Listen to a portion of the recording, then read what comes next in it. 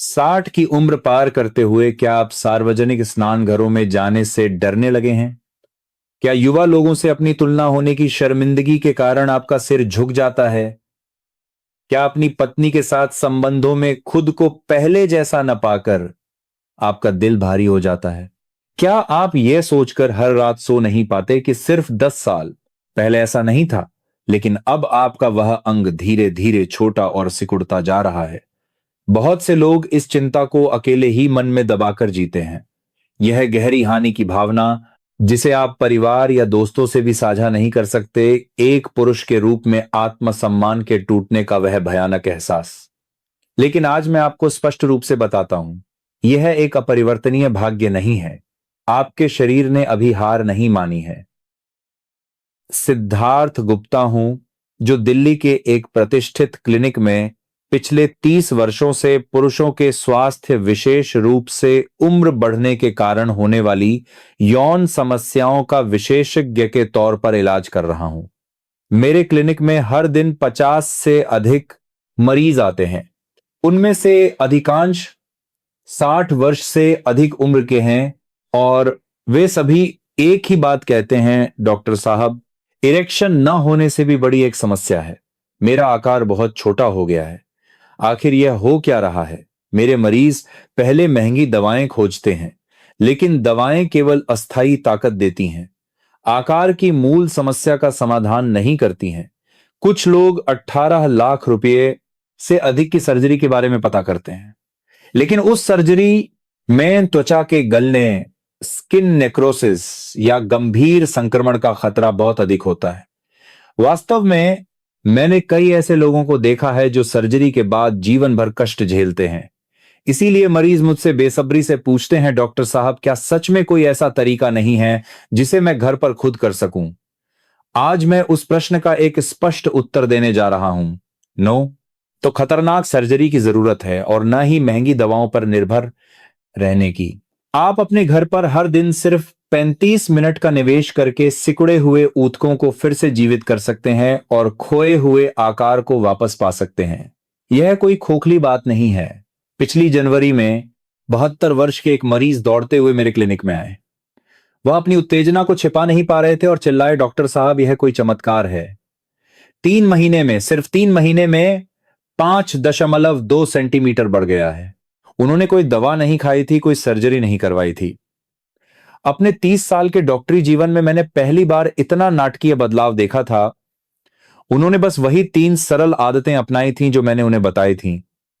यह वह रहस्य है जो अस्पताल भी नहीं बताते, जिसे मैंने दशकों तक मरीजों का इलाज करते हुए खोजा है। जो लोग अभी इस कहानी को सुनकर उत्साहित हो रहे हैं, जो महसूस कर रहे हैं कि यह मेरी ही कहानी है, वे कृपया कमेंट में 1 लिखें। और अगर आप सब्सक्राइब और लाइक करते हैं तो मैं भविष्य में भी आपके जीवन को बदलने वाली महत्वपूर्ण स्वास्थ्य जानकारी साझा करता रहूंगा। आज के प्रसारण के बीच में मैं एक विशेष पेय का स्वर्ण अनुपात भी प्रकट करूंगा, जो उपचार के प्रभाव को 10 गुना बढ़ा देता है। इसीलिए बीच में कहीं ना जाएं और अंत तक सुने। तो अब मैं आपको उस 72 वर्षीय मरीज की कहानी विस्तार से सुनाता हूं, जो चमत्कार के नायक हैं। व्यक्तिगत जानकारी की सुरक्षा के लिए मैंने कुछ चीजें बदल दी हैं, लेकिन उन्होंने जो दर्द, निराशा और अविश्वसनीय परिवर्तन का अनुभव किया, वह सब मैंने व्यक्तिगत रूप से सत्यापित किया है। श्री रमेश शर्मा एक ऐसे व्यक्ति थे जिन्होंने अपना पूरा जीवन सेना में बिताया था। वे किसी से भी अधिक मजबूत और स्वाभिमानी स्वभाव के थे। 65 वर्ष की आयु में सेवानिवृत्त होने के बाद भी वे हर दिन पहाड़ों पर चढ़कर अपने स्वास्थ्य का ध्यान रखते थे। वही श्री शर्मा पिछली शरद ऋतु में अपने बेटे के हाथों मजबूर होकर मेरे क्लिनिक में आए थे। क्लिनिक की कुर्सी पर बैठकर भी श्री रमेश शर्मा आसानी से अपना मुंह नहीं खोल पा रहे थे। आखिर उन्होंने जीवन में कभी अपनी कमजोरी नहीं दिखाई थी। वे बस खिड़की से बाहर देखते रहे। उनके बेटे ने पहले बात शुरू की, डॉक्टर साहब, मेरे पिताजी कुछ महीनों से सार्वजनिक स्नानघर नहीं जा रहे हैं। वे जीवन भर सप्ताह में 3 बार जाते थे, लेकिन अब अगर पोता भी साथ चलने को कहता है तो वे बस गुस्सा करते हैं और कभी नहीं जाते। श्री रमेश शर्मा का चेहरा लाल हो गया और वे धीमी आवाज में बुदबुदाए, बस कर, चुप हो जा। उन्होंने कामपति आवाज में बड़ी मुश्किल से कहना शुरू किया, डॉक्टर साहब मैं शर्मिंदा हूं। इसीलिए मैंने जीवन भर सोचा कि मैं किसी से कम नहीं हूं, लेकिन स्नानघर में जाकर जब युवा लोगों से तुलना होती है, मैं इतना छोटा क्यों हो गया हूं जवानी में। ऐसा नहीं था, निश्चित रूप से नहीं था, लेकिन अब यह सिकुड़ गया है, बिल्कुल एक छोटे बच्चे की तरह। ये कौन सी बीमारी है? उनकी आवाज में गहरी निराशा थी। एक ऐसे व्यक्ति के लिए जिसने जीवन भर गर्व से जिया हो, यह स्वीकार करना कि उसका सबसे प्रतीकात्मक अंग सिकुड़ गया है, एक अकल्पनीय पीड़ा है। श्री रमेश शर्मा ने तब तक हर अच्छी दवा आजमा ली थी, लेकिन वह ताकत की समस्या थी, आकार की नहीं। फिर हताशा में उन्होंने इंटरनेट पर 18 लाख रुपए की सर्जरी का विज्ञापन देखा। यह डर्मल ग्राफ्ट सर्जरी थी। वह अपने बेटे से सर्जरी के लिए पैसे नहीं मांग सकते थे, इसलिए उन्होंने अपनी जीवन भर की जमा पूंजी को तोड़ने के लिए बैंक तक जाने का मन बना लिया था। लेकिन सर्जरी की समीक्षाएं पढ़ते हुए उन्होंने त्वचा के गलने या संक्रमण के कारण जीवन भर पीड़ित रहने वाले लोगों के बारे में डरावनी पोस्ट देखी और वे निराशा में डूब गए, कुछ भी करने में असमर्थ थे। मैं उनकी बेचैन आंखों को देखकर बहुत दुखी हुआ, इसलिए मैंने उन्हें एक बहुत ही सरल उदाहरण देकर समझाया। श्रीमान शर्मा, आपका वह अंग रसोई में इस्तेमाल होने वाले स्पंज की तरह है। एक नया स्पंज कैसा होता है? बड़ा मुलायम और लचीला। थोड़ा सा पानी डालने पर भी वह तुरंत फूल जाता है। लेकिन कल्पना कीजिए कि उस स्पंज को बिना एक बार भी बर्तन धोए 20 साल तक धूप में सुखाया गया हो। स्पंज कैसा हो गया होगा? श्री रमेश शर्मा ने सिर हिलाया, वह पूरी तरह सूखकर पीला पड़ गया होगा, पत्थर की तरह कठोर हो गया होगा और उसका आकार आधा रह गया होगा। यही उम्र बढ़ने के कारण होने वाला लिंग संकुचन, पिनाइल एट्रोफी है, जिसका आप अनुभव कर रहे हैं। आपके शरीर ने पिछले 20 वर्षों से उस स्पंज को ठीक से पानी और पोषक तत्व नहीं पहुंचाए हैं, इसलिए स्पंज सूख गया है। श्री रमेश शर्मा की आंखों में पहली बार उम्मीद की एक किरण दिखाई दी। तो डॉक्टर साहब, क्या यह सूखा हुआ स्पंज फिर कभी इस्तेमाल नहीं किया जा सकता? क्या एक बार सिकुड़ने के बाद सब खत्म हो जाता है? मैंने उनका हाथ पकड़कर उनकी आंखों में सीधे देखते हुए कहा, नहीं, स्पंज सिर्फ सूखा है, फटा नहीं है। अगर हम अभी से उस सूखे स्पंज पर हर दिन गर्म पानी डालकर उसे नरम करें, पोषक तत्व प्रदान करें और धीरे धीरे मालिश करके उसे फिर से फैलाएं, तो स्पंज निश्चित रूप से अपना पुराना आकार और लचीलापन वापस पा सकता है। सर्जरी इस पुराने स्पंज के ऊपर जबरदस्ती कपड़े का एक और टुकड़ा सिलने जैसा है। यह कितना खतरनाक है। अब से मैं आपको महंगे पैसे खर्च करके कपड़ा सिलने के बजाय इस पुराने स्पंज को ही पुनर्जीवित करने के 3 सबसे सुरक्षित और निश्चित घरेलू तरीके बताऊंगा। श्री रमेश शर्मा मेरे स्पष्टीकरण को सुनकर भी अभी भी आधे अधूरे मन से संदेह में थे। डॉक्टर साहब, क्या यह सच में उतना ही आसान है जितना आप कह रहे हैं? एक सूखे हुए स्पंज को फिर से फुलाना, क्या यह वास्तव में संभव है? मैंने उन्हें पहले यह समझाया कि उम्र बढ़ने के साथ हम क्यों सिकुड़ते हैं, इसका मूल कारण क्या है। अगर आप यह नहीं जानते तो आप जीवन भर गलत जगह पर अपना पैसा और समय बर्बाद करते रहेंगे। आपके उस अंग में कोई हड्डी नहीं है, यह शुद्ध स्पंज का एक समूह है। इस स्पंज को स्वस्थ आकार और शक्ति बनाए रखने के लिए केवल 3 चीजों की आवश्यकता होती है। पहला, उस स्पंज के अंदर रक्त का प्रवाह जोरदार होना चाहिए। दूसरा, उस स्पंज का ढांचा स्वयं मजबूत होना चाहिए। तीसरा, उस स्पंज में रक्त धकेलने वाला पंप शक्तिशाली होना चाहिए। लेकिन जब उम्र 60-70 से अधिक हो जाती है तो ये तीनों स्तंभ एक साथ ढह जाते हैं। पहला, पतन, रक्त वाहिकाएं बंद हो जाती हैं। यह सिकुड़ने का सबसे बड़ा कारण है। स्पंज के अंदर हजारों कारण में 12-70 से बहुत महीन रक्त वाहिकाएं होती हैं, जिन्हें केशिकाएं, कैपिलरीज कहते हैं, जो आंखों से भी दिखाई नहीं देती। लेकिन उम्र के साथ ये केशिकाएं वसा और कचरे से संकरी और अवरुद्ध हो जाती हैं। कल्पना कीजिए, हजारों नलों में से आधे बंद हो गए हैं, पानी ठीक से अंदर नहीं जा पाता, इसलिए स्पंज को हर दिन पोषक तत्व और ऑक्सीजन नहीं मिल पाती। पोषक तत्व न मिलने पर स्पंज अंततः भूखा मरने लगता है। इसका परिणाम है सिकुड़न, जिसे एट्रोफी कहते हैं। दूसरा, पतन, ढांचा ढह जाता है। यह वह रहस्य है जो मैं आज पहली बार बता रहा हूं, जो आपको पैसे देकर भी सुनने को नहीं मिलेगा। क्या आप जानते हैं कि आपके उस अंग का आधा हिस्सा यानी 50% किस चीज से बना है? वह है कोलेजन। कोलेजन एक प्रकार का प्रोटीन है जो हमारे घर में स्तंभ या ढांचे में सरिये की तरह काम करता है। इस कोलेजन ढांचे को घना और मजबूत होना चाहिए ताकि स्पंज अपना आकार बनाए रख सके और रक्त आने पर मजबूती से खड़ा रह सके। लेकिन यह कोलेजन 40 की उम्र के बाद हर साल 1% की दर से हमारे शरीर से कम होता जाता है। 70 की उम्र तक यह जवानी के दिनों का केवल आधा रह जाता है। कल्पना कीजिए कि आपके घर के आधे सरिये में जंग लगकर गायब हो गए हैं। घर का क्या होगा? वह ढहने के लिए मजबूर है। आपके स्पंज को सहारा देने वाला ढांचा ढह जाता है, इसीलिए स्पंज धंस जाता है, सिकुड़ जाता है और शक्तिहीन होकर ढीला हो जाता है। यही कारण है कि दवा लेने के बाद भी यह पहले की तरह कठोर नहीं होता। ढांचा ही नहीं है तो आप कितना भी खून धकेलें, वह टिक नहीं पाएगा। तीसरा पतन, पंप खराब हो जाता है। हमारे शरीर में एक मांसपेशी पंप होता है जो इस स्पंज में जबरदस्ती खून धकेलता है। यह गूदा और अंडकोश के बीच स्थित पेल्विक फ्लोर मांसपेशी पेल्विक फ्लोर मसल है। जब आपको इरेक्शन होता है तो यह मांसपेशी पंप शक्तिशाली रूप से सिकुड़ता है ताकि बाहर जाने वाले खून को रोक सके और साथ ही नए खून को तेजी से पंप कर सके। लेकिन उम्र के साथ यह मांसपेशी भी अपनी ताकत खो देती है और ढीली हो जाती है। पंप के खराब होने से खून स्पंज के अंदर तेजी से नहीं जा पाता और अगर थोड़ा बहुत चला भी जाए तो जल्दी ही बाहर निकल जाता है। तो अब क्या आपको तस्वीर साफ हो रही है? पानी के पाइप बंद हो गए हैं, घर का ढांचा ढह गया है और पानी खींचने वाला पंप खराब हो गया है। जब ये तीनों चीजें एक साथ होती हैं तो स्पंज का सूखना और सिकुड़ना स्वाभाविक है। यही आपके लिंग संकुचन का असली कारण है। तो फिर समाधान बहुत स्पष्ट है। 18 लाख रुपए की सर्जरी नहीं, बल्कि इन 3 ढह चुके स्तंभों को एक एक करके फिर से खड़ा करना है। संकरी हो चुकी पानी की पाइपों को खोलकर खून भेजना है।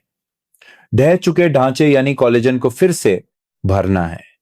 खराब हो चुके पंप यानी पेल्विक मांसपेशियों को फिर से प्रशिक्षित करना है।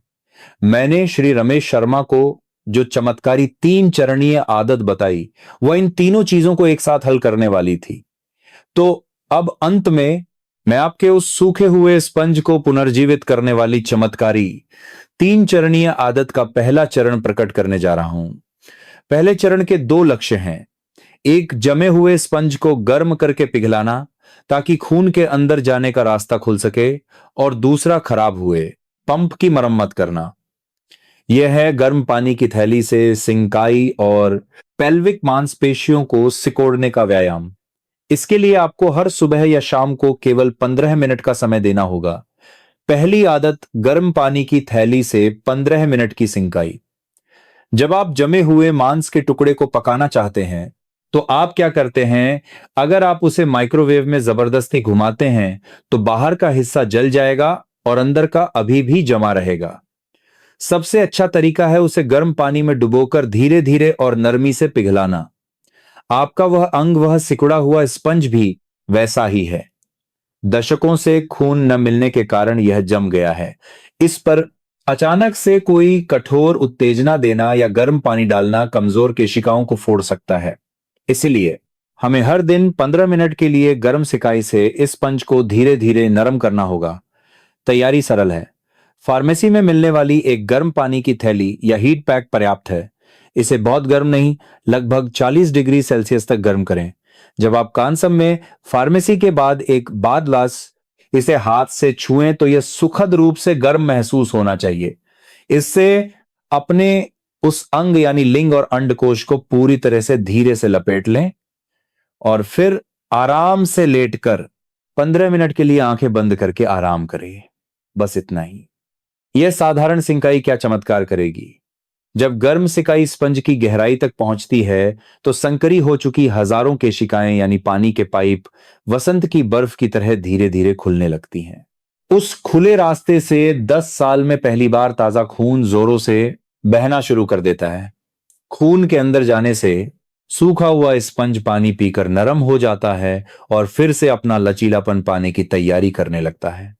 यह सभी उपचारों की शुरुआत है और सबसे महत्वपूर्ण तैयारी का चरण है। दूसरी आदत, पेल्विक मांसपेशियों को 50 बार सिकोड़ना। अब हमने सिंकाई से पानी के पाइप खोल दिए हैं, खून अंदर जाने के लिए तैयार है। अब हमें क्या करना चाहिए? हमें खराब हुए पंप यानी पेल्विक फ्लोर की मांसपेशियों को फिर से चालू करना होगा। इस सिंकाई के 15 मिनट के दौरान बस लेटे न रहें, बल्कि इस पंपिंग व्यायाम को भी साथ में करें। कैसे? यह वह मांसपेशी है जिसका उपयोग आप पेशाब करते समय बीच में पेशाब को जबरदस्ती रोकने के लिए करते हैं। उस मांसपेशी को खोजना ही पहला कदम है। क्या आपने उसे खोज लिया? अब सिंकाई करते समय उस मांसपेशी को 5 सेकंड के लिए कसकर सिकोड़ें। ऐसा महसूस करें जैसे आप गुदा और लिंग के बीच के हिस्से को अंदर खींच रहे हैं। 1, 2, 3, 4, 5 और फिर 5 सेकंड के लिए पूरी तरह से ढीला छोड़ दें। हू की आवाज के साथ सांस छोड़ते हुए पूरी तरह से आराम करें। इस 5 सेकंड सिकोड़ने और 5 सेकंड ढीला छोड़ने की प्रक्रिया को 15 मिनट में 50 बार दोहराएं। ये क्या है? ये आपके दूसरे दिल यानी पेल्विक पंप को फिर से प्रशिक्षित करना है। हर बार जब आप इस मांसपेशी को सिकुड़ते हैं तो वह पंप काम करता है और ताजा खून को जबरदस्ती स्पंज के अंदर धकेलता है। और जब आप मांसपेशी को ढीला छोड़ते हैं तो गंदा खून बाहर निकल जाता है। सिंकाई से पानी के पाइप खोलना और साथ ही पेल्विक सिकोड़ने से पंपिंग करना। जब पाइप खुलते हैं और पंप चलने लगता है तो सूखा हुआ स्पंज खून और पोषक तत्व पाकर 30 साल में पहली बार फिर से जीवित होने लगता है। यही वह पहला रहस्य है जिससे श्री रमेश शर्मा ने 1 महीने में सुबह का इरेक्शन वापस पा लिया। लेकिन हमें यही नहीं रुकना है। जब स्पंज पानी पीकर नरम हो जाए तो अब हमें उस स्पंज के ढांचे यानी ढह चुके कोलेजन को फिर से खड़ा करना होगा। अब आपने जमे हुए स्पंज को गर्म करके पिघलाने और खराब हुए पंप को फिर से चालू करने का पहला चरण पूरी तरह से सीख लिया है। पानी के पाइप खुल गए हैं और पंप काम कर रहा है, इसीलिए स्पंज फिर से खून पीने के लिए तैयार है। लेकिन श्री रमेश शर्मा ने केवल इतना करके 5 सेंटीमीटर की वृद्धि नहीं की थी। मैंने पहले बताया था कि हमारे घर का ढांचा यानी स्पंज की संरचना कोलेजन ढह गया है। जब ढांचा ही ढह गया हो तो आप कितना भी खून धकेलें, स्पंज मजबूती से खड़ा नहीं हो सकता और न ही उसका आकार बढ़ सकता है। इसलिए दूसरा चरण इस ढह चुके ढांचे को फिर से खड़ा करना है, यानी कोलेजन और प्रोटीन को सीधे खाकर भरना है।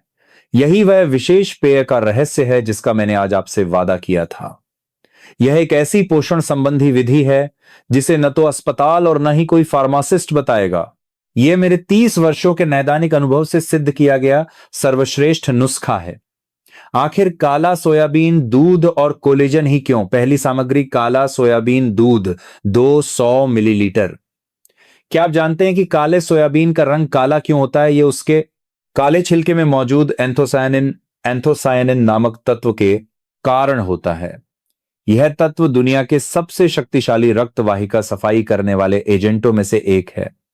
आपने जो मिक्स कॉफी और तैलीय भोजन से अपनी सूक्ष्म पानी की पाइपों को बंद कर दिया है, यह काला सोयाबीन उसमें जाकर उस वसा को साफ करता है और धो डालता है।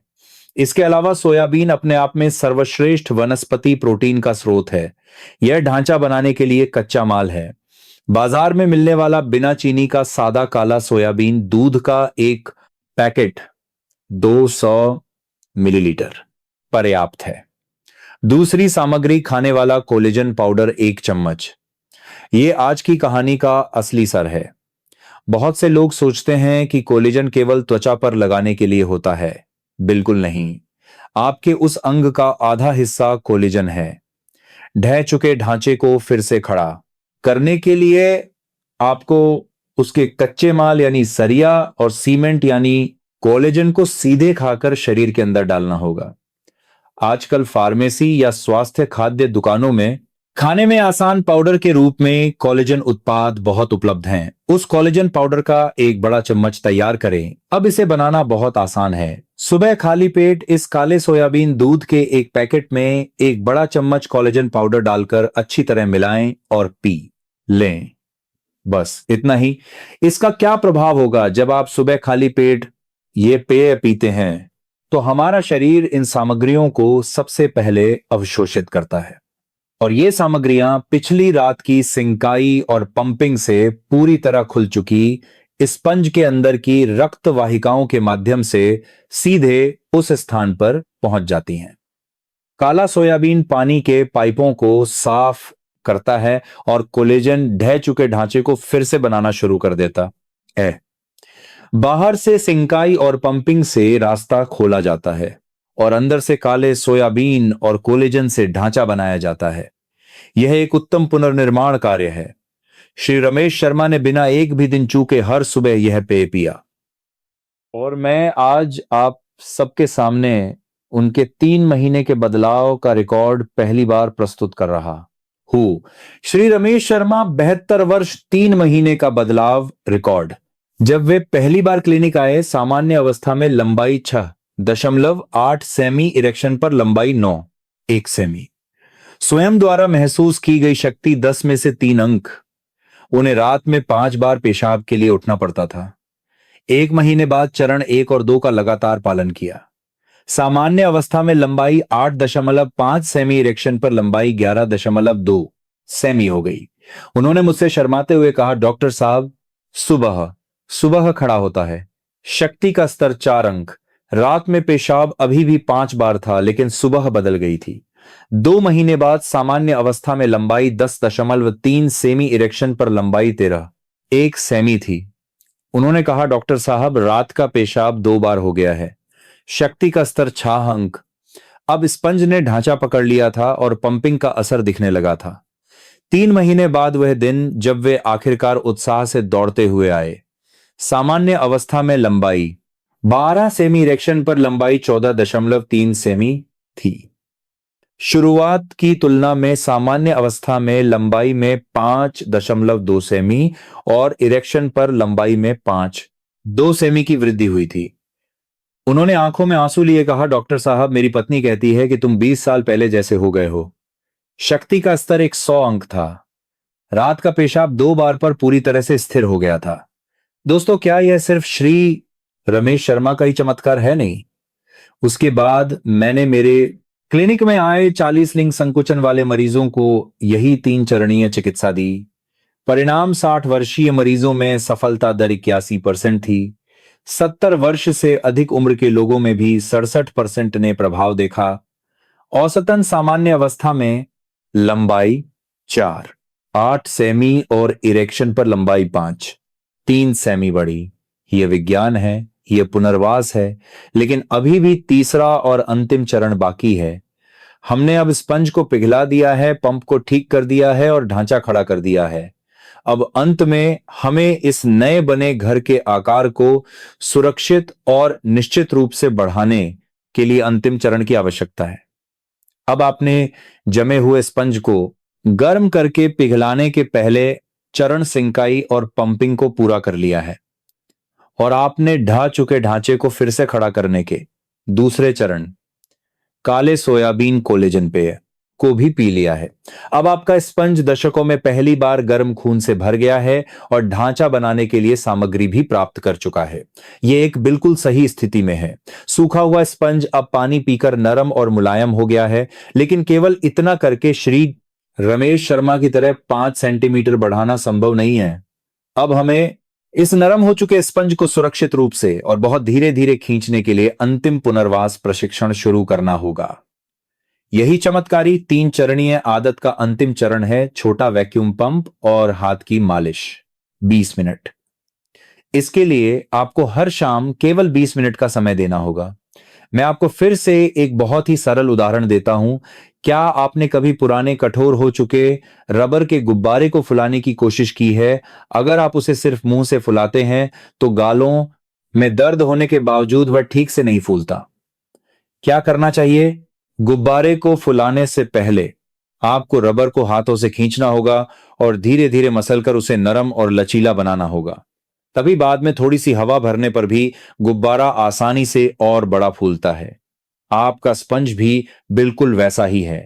पहला चरण सिंकाई और दूसरा चरण कोलेजन पे इस कठोर रबर के गुब्बारे को नरम और लचीला बनाने की प्रक्रिया थी।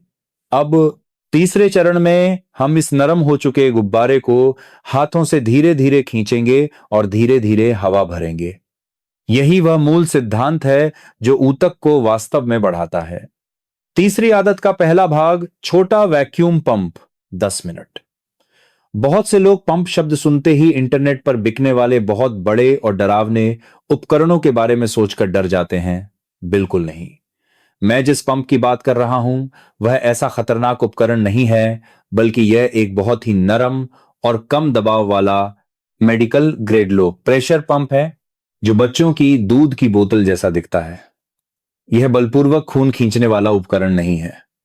यह एक पुनर्वास उपकरण है जो हमारे द्वारा चरण 1 और 2 में पूरी तरह से तैयार किए गए स्पंज पर बहुत ही हल्का दबाव डालकर ऊतक को अपने आप फैलने के लिए जगह बनाता। आपको बहुत कम दबाव वाला एक 100 mmHg से कम का उपयोग करना चाहिए।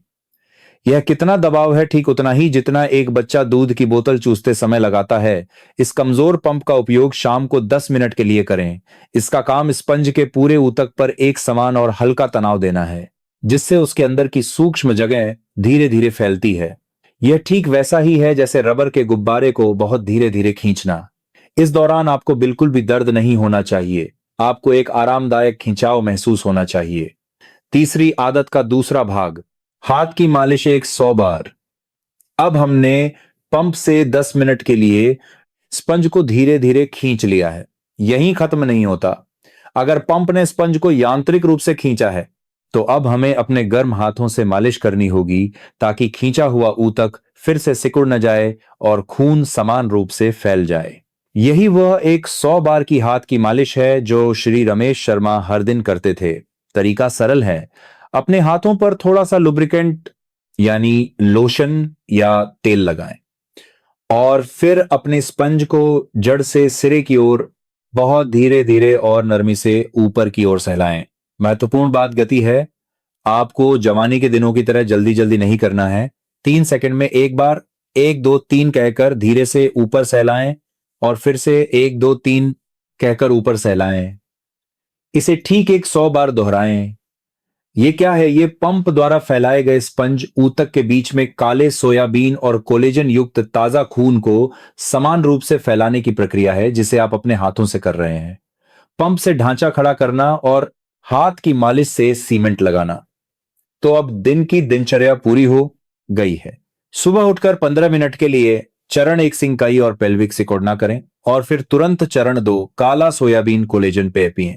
शाम को सोने से पहले 20 मिनट के लिए चरण 3 छोटा पंप और हाथ की मालिश करें। अंत में फिर से 5 मिनट के लिए गर्म पानी की थैली से सिंकाई करें ताकि फैला हुआ स्पंज शांत हो सके। कुल मिलाकर दिन में 35 से 40 मिनट। श्री रमेश शर्मा ने इन 3 चरणों का एक सैनिक की तरह बिना एक भी दिन चूके 3 महीने तक पालन किया। परिणाम स्वरूप उन्होंने चिकित्सकीय रूप से भी अविश्वसनीय 2 सेंटीमीटर का चमत्कार कर दिखाया। श्री रमेश शर्मा के चमत्कारी बदलाव और मेरे क्लिनिक में आए 40 मरीजों के अद्भुत आंकड़ों को सुनकर शायद बहुत से लोगों के मन में आज से ही इन 3 चरणों को शुरू करने का उत्साह होगा। लेकिन एक बार फिर रुकिए। एक डॉक्टर के रूप में मेरे लिए सबसे डरावना क्षण वह होता है जब मरीज अच्छी चीजों को बहुत ज्यादा मात्रा में अपना लेते हैं। कितनी भी अच्छी दवा हो, अगर खुराक गलत हो तो वह जहर बन जाती है। यह 3 चरणीय पुनर्वास प्रशिक्षण भी वैसा ही है। यह आपके शरीर को जीवित करने वाला एक चमत्कारी प्रशिक्षण है। लेकिन अगर इसका गलत तरीके से उपयोग किया जाए तो यह आपके शरीर को नष्ट करने वाला जहर बन सकता है। मैंने पहले कहा था कि 40 मरीजों में से 60 वर्षीय लोगों की सफलता दर 81% थी। तो फिर बाकी 19% यानी 8 मरीजों को फायदा क्यों नहीं हुआ या उन्हें समस्या क्यों हुई? अब मैं जो 4 बिल्कुल वर्जित बातें बताने जा रहा हूं उन्हें आपको अपनी जान की तरह मानना होगा। ये वे भयानक गलतियां हैं जो उन 8 मरीजों ने समान रूप से की थी। पहला, अगर नील पड़ जाए तो तुरंत रुक जाएं। ये पहला और सबसे महत्वपूर्ण नियम है। उन 8 में से 3 लोग प्रशिक्षण शुरू करने के 1 हफ्ते के भीतर ही मेरे पास आए। उनका वो अंग नीला पड़ गया था। मैं चौंक गया और पूछा, ये कैसे हुआ? उन सभी ने श्री रमेश शर्मा की तरह जल्दी से 5 सेंटीमीटर बढ़ाने के लालच में इंटरनेट पर बिकने वाले शक्तिशाली दबाव वाले पंप का इस्तेमाल किया था, जिसके लिए मैंने सख्त मना किया था। इतना ही नहीं, मैंने जो हाथ की मालिश 3 सेकंड में एक बार धीरे धीरे करने को कहा था, उसे उन्होंने 1 सेकंड में 3 बार जैसे कपड़े निचोड़ते हैं वैसे बलपूर्वक किया। इसका परिणाम क्या हुआ? सूखे हुए स्पंज के अंदर की उन कमजोर केशिकाओं ने उस भयानक दबाव और घर्षण को सहन नहीं किया और सब फट गईं। गहरे नीले निशान पड़ गए और वह सूज गया इतना कि हाथ भी नहीं लगाया जा सकता था। दोस्तों, यह पुनर्वास नहीं, आत्मक्षति है। आप अभी 20 साल के युवा नहीं हैं। आपका स्पंज 70 साल से भूखा है। ऐसे स्पंज को बच्चे की तरह कोमल स्पर्श, गर्म सिकाई और पर्याप्त पोषण की आवश्यकता होती है।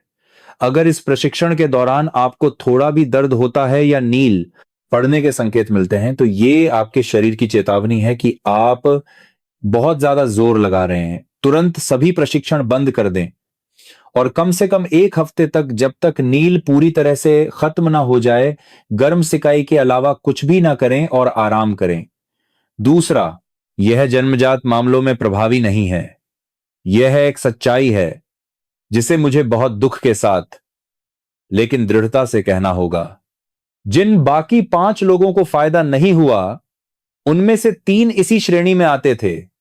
वे 60 वर्ष से अधिक के थे, लेकिन उनका आकार जवानी से ही, यानी जन्म से ही छोटा था। मैंने स्पष्ट रूप से कहा था, ये 3 चरणीय चिकित्सा केवल उन लोगों के लिए प्रभावी है जो जवानी में ठीक थे, लेकिन उम्र के साथ खून का प्रवाह कम होने और कोलेजन की कमी के कारण सिकुड़ गए हैं। क्योंकि इसका सिद्धांत सूखे हुए स्पंज को फिर से फुलाना है। लेकिन जिन लोगों का स्पंज जन्म से ही छोटा था, यानी जो जन्मजात रूप से छोटे थे, वे इस विधि से अपना आकार नहीं बढ़ा सकते। उन्होंने इस प्रशिक्षण को 3 महीने तक लगातार किया, लेकिन आकार में लगभग कोई बदलाव नहीं हुआ। हालांकि उन्होंने कहा कि आकार भले ही वही रहा, लेकिन रक्त प्रवाह में सुधार और ढांचे के मजबूत होने से इरेक्शन की कठोरता यानी दृढ़ता में काफी सुधार हुआ। इसलिए इस विधि को शुरू करने से पहले यह जानना अच्छा है कि आपकी समस्या उम्र बढ़ने के कारण हुई सिकुड़न है या जन्मजात समस्या। इसके लिए अस्पताल में सही निदान करवाएं।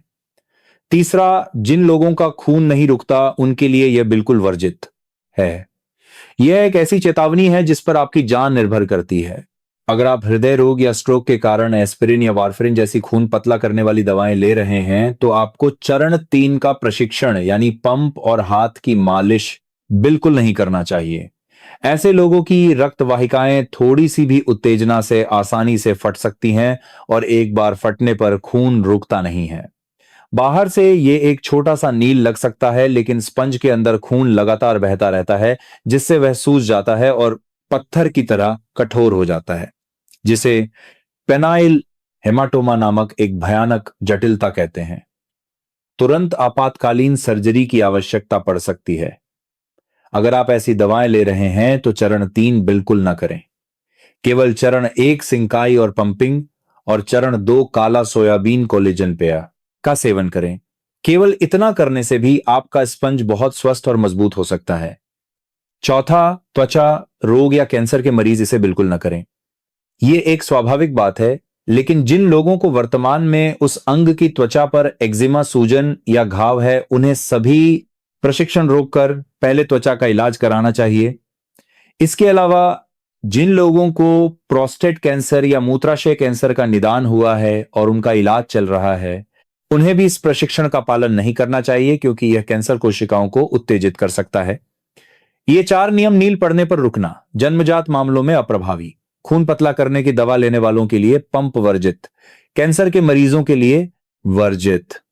अगर आप केवल इन नियमों का पालन करते हैं तो ये 3 चरणीय चिकित्सा आपके खोए हुए 5 सेंटीमीटर को वापस पाने का सबसे सुरक्षित चमत्कार बन जाएगी।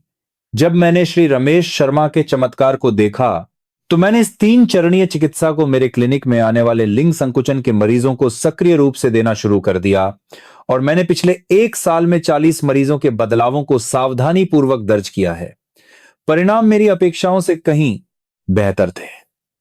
ये सभी 40 लोग 65 वर्ष से अधिक के थे, जिनकी औसत आयु 73 वर्ष थी। आज मैं इनमें से 2 सबसे यादगार लोगों की कहानियां और सुनाना चाहता हूं।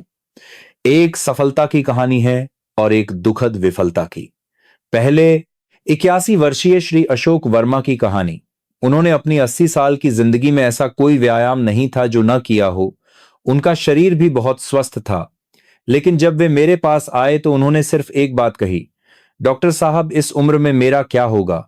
उनकी आवाज में समय के सामने हार मान लेने की गहरी निराशा थी। मैंने उन्हें 40 मरीजों के आंकड़े दिखाए। श्रीमान वर्मा, 70 वर्ष की आयु वालों में सफलता दर 67% है। 3 में से 2 लोग सफल हुए हैं। कोशिश करने में क्या हर्ज है, एक बार करके देखिए। उन्होंने उस बात पर विश्वास किया और ठीक 3 महीने तक बिल्कुल किताब की तरह पालन किया। 3 महीने बाद वे एक खिले हुए चेहरे के साथ मेरे पास आए। डॉक्टर साहब, मेरे पेशाब की धार बदल गई है। उनके आकार में बदलाव दूसरों की तुलना में बहुत बड़ा नहीं था। यह लगभग 3 सेंटीमीटर ही बढ़ा था। लेकिन उन्होंने कहा कि आकार महत्वपूर्ण नहीं है डॉक्टर साहब, अब मुझे ताकत महसूस होती है। पहले यह सिर्फ एक नरम मांस का टुकड़ा लगता था, लेकिन अब मुझे महसूस होता है कि यह मेरा शरीर है। इसमें खून बह रहा है, यह जीवित है। उन्होंने 3 सेंटीमीटर की लंबाई नहीं बल्कि 80 साल की जिंदगी में खोई हुई अपनी उपस्थिति की भावना को वापस पाया था। दूसरी ओर 69 वर्षीय श्री सुरेश मेहता भी थे। वे स्वभाव से बहुत उतावले थे। मैंने जो 3 चरण बताए उन्हें सुनने के बाद उन्होंने कहा, अरे डॉक्टर साहब, ये इतना जटिल क्यों है? क्या सिर्फ तीसरा चरण पंपिंग और मालिश करने से यह बड़ा नहीं हो जाएगा? मैंने उनसे बार बार आग्रह किया। श्रीमान मेहता, बिल्कुल नहीं। अगर आप चरण 1 सिंकाई से स्पंज को नहीं पिघलाते और चरण 2 कोलेजन पेय से ढांचा नहीं बनाते तो चरण 3 की पंपिंग का कोई फायदा नहीं होगा, बल्कि स्पंज फट जाएगा। लेकिन उन्होंने मेरी बात नहीं सुनी। वे घर गए और चरण 1 और 2 को पूरी तरह से छोड़कर हर शाम 30 मिनट तक केवल चरण 3 पंपिंग और मालिश करते रहे। 1 महीने बाद वे गुस्से में मेरे पास आए। डॉक्टर साहब, कोई फायदा नहीं हुआ, बल्कि यह और भी दर्दनाक हो गया है और आकार भी वैसा ही है। मैंने दुखी मन से उन्हें फिर से स्पंज का उदाहरण देकर समझाया। श्रीमान मेहता, आप अभी एक कठोर सूखे हुए स्पंज को बिना ढांचे की सामग्री दिए बाहर से केवल बलपूर्वक खींच रहे हैं। अगर आप एक सूखे हुए रबर के गुब्बारे को बिना नरम किए केवल बलपूर्वक खींचेंगे तो क्या वो फैलेगा या फट जाएगा? तब जाकर उन्हें अपनी गलती का एहसास हुआ और उन्होंने उस दिन से चरण 1 सिंकाई से फिर से शुरू किया। दोस्तों, इस प्रशिक्षण में क्रम ही जीवन है। आपको पहले चरण 1 से रास्ता खोलना होगा, फिर चरण 2 से ढांचा बनाना होगा और अंत में चरण 3 से आकार बढ़ाना होगा। अगर आप इस क्रम का पालन नहीं करते हैं तो आपकी मेहनत पानी में मिल जाएगी। जब मैंने श्री रमेश शर्मा के चमत्कार और 40 मरीजों के अद्भुत नैदानिक परिणामों को देखा तो मैं एक प्रश्न में उलझ गया। बेशक सिंकाई और पंपिंग से रक्त प्रवाह में सुधार करना चिकित्सकीय रूप से एक स्वाभाविक सिद्धांत है, लेकिन सिर्फ काला सोयाबीन दूध और कोलेजन पाउडर खाने से वह ढह चुका ढांचा, उस अंग का आकार इतनी नाटकीय रूप से कैसे ठीक हो सकता है? इस रहस्य को सुलझाने के लिए मैंने पिछली बार मुंबई में आयोजित एक त्वचा पुनर्निर्माण सम्मेलन में भाग लिया और वहां मैं त्वचा पुनर्निर्माण क्षेत्र की एक विश्व प्रसिद्ध विशेषज्ञ 60 वर्षीय महिला डॉक्टर डॉ अंजलि देसाई से मिला, जिनका मैं हमेशा से बहुत सम्मान करता था। डॉ देसाई उन मरीजों के लिए नई त्वचा बनाने का चमत्कार करती हैं जिन्होंने जलने या भयानक दुर्घटनाओं में अपनी त्वचा खो दी है। मैंने उन्हें भोजन पर आमंत्रित किया और सावधानी से अपने इन चमत्कारी मरीजों की कहानी सुनाई। मैडम, मैं एक यूरोलॉजिस्ट हूं और आजकल एक बहुत ही अजीब अनुभव कर रहा हूं। क्या हुआ डॉक्टर? गुप्ता, मैंने उम्र बढ़ने के कारण लिंग संकुचन वाले मरीजों को खाने वाला कोलेजन पाउडर दिया और उनका आकार फिर से बढ़ गया। क्या क्या यह चिकित्सकीय रूप से संभव है? यह सुनकर अंजलि देसाई ने अपना चाय का कप नीचे रखा और बहुत उज्जवल रूप से मुस्कुराई। डॉक्टर गुप्ता, आखिरकार आपने खोज लिया। यह तो बहुत स्वाभाविक है। मैं हैरान था और पूछा नहीं, मैंने तो सोचा था कि कोलेजन केवल त्वचा के लिए अच्छा है। इसका उस अंग के आकार से क्या संबंध है? तब देसाई ने मुझे एक बहुत ही चौंकाने वाला रहस्य बताया। डॉक्टर गुप्ता, क्या आप जानते हैं कि जब हम जले हुए मरीजों जिनकी त्वचा पूरी तरह से गल गई है पर नई त्वचा लगाते हैं तो सबसे पहले क्या करते हैं? हम उस जगह पर कोलेजन का ढांचा खड़ा करते हैं। उनका स्पष्टीकरण जारी रहा। त्वचा एक ऐसा घर है जिसे बिना स्तंभों के नहीं बनाया जा सकता। कोलेजन ही वह सरिया और स्तंभ है। और डॉक्टर गुप्ता, जिस अंग की आप बात कर रहे हैं, पुरुषों का स्पंजी ऊतक चिकित्सकीय दृष्टिकोण से हमारी चेहरे की त्वचा की डर्मिस परत की संरचना के लगभग समान है। नहीं, बल्कि इसका कोलेजन ढांचा कहीं अधिक घना और महत्वपूर्ण ऊतक है। उस अंग का आधा हिस्सा कोलेजन का समूह है। लेकिन उम्र के साथ जब उस मरीज का ढांचा ढह गया तो आपने क्या किया? पहला, आपने ढांचा बनाने के लिए कच्चा माल यानी खाने वाला कोलेजन मुंह से दिया। दूसरा, आपने उस सामग्री को निर्माण स्थल यानी लिंग तक पहुंचाने का रास्ता यानी रक्त वाहिकाओं को सिंकाई और पंप से खोल दिया। तीसरा और सबसे महत्वपूर्ण, आपने पंप और मालिश से उस स्थल को लगातार उत्तेजित किया और शरीर को एक शक्तिशाली संकेत भेजा कि यहां घर बनाओ, यहां ढांचा खड़ा करो। कच्चा माल आ गया, रास्ता खुल गया, संकेत मिल गया। क्या शरीर के पास उस जगह पर कोलेजन का ढांचा फिर से नगर में बनाने का कोई कारण है? डॉक्टर गुप्ता, आप अभी मूत्र विज्ञान नहीं बल्कि दुनिया की सबसे सुरक्षित लिंग पुनर्निर्माण चिकित्सा कर रहे हैं। एक विश्व प्रसिद्ध त्वचा पुनर्निर्माण विशेषज्ञ के मुंह से निकले इन शब्दों ने मेरे कंधों पर से संदेह के आखिरी बोझ को पूरी तरह से हटा दिया। दोस्तों, यह कोई घरेलू नुस्खा नहीं है, यह सबसे वैज्ञानिक पुनर्निर्माण चिकित्सा है। आप अभी 18 लाख रुपए की सर्जरी के बजाय अपने शरीर को ही अपना खोया हुआ ढांचा फिर से बनाने के लिए प्रेरित करने वाली सबसे मौलिक चिकित्सा सीख रहे हैं। आज हमने एक लंबे समय तक उस पुरुष की सबसे गोपनीय चिंता के बारे में बात की जिसे किसी से नहीं कहा जा सकता था, उस अंग के सिकुड़ने का डर और उसका समाधान। हमने एक पुरुष के अंतिम स्वाभिमान को तोड़ने वाली स्नानघर की शर्मिंदगी से शुरू करके हमारे शरीर के सिकुड़ने के 3 वास्तविक कारणों यानी बंद पानी के पाइप ढह चुके ढांचे और खराब हुए पंप के रहस्य को सीखा। और अंत में हमने इन 3 स्तंभों को फिर से खड़ा करने की चमत्कारी 3 चरणीय आदत सीखी। पहले चरण में सिंकाई और पेल्विक सिकोड़ने से जमे हुए स्पंज को पिघलाना। दूसरे चरण में काले सोयाबीन कोलेजन पेय से ढह चुके ढांचे को फिर से बनाना। और तीसरे चरण में पंप और हाथ की मालिश से सोए हुए ऊतक को जगाना। इस उत्तम पुनर्वास की पूरी प्रक्रिया को आपने जान लिया है। इसके अलावा श्री रमेश शर्मा के चमत्कारी 2 सेंटीमीटर के बदलाव, 40 मरीजों द्वारा सिद्ध की गई अद्भुत सफलता दर और एक त्वचा पुनर्निर्माण विशेषज्ञ द्वारा बताए गए वैज्ञानिक सिद्धांत तक, अब सारे रहस्य आपके सामने हैं। चुनाव आपका है और वह चुनाव आपके बाकी जीवन की गुणवत्ता को निर्धारित करेगा। क्या आज रात इस वीडियो को बंद करके हमेशा की तरह अपनी सिकुड़ी हुई आत्मविश्वास को कोसते हुए केवल अपनी उम्र को दोष देंगे और हार मान लेंगे, या फिर आज ही उस 18 लाख रुपए के सर्जरी के विज्ञापन को फाड़कर अपने जीवन को बदलने वाला महान पहला कदम उठाएंगे?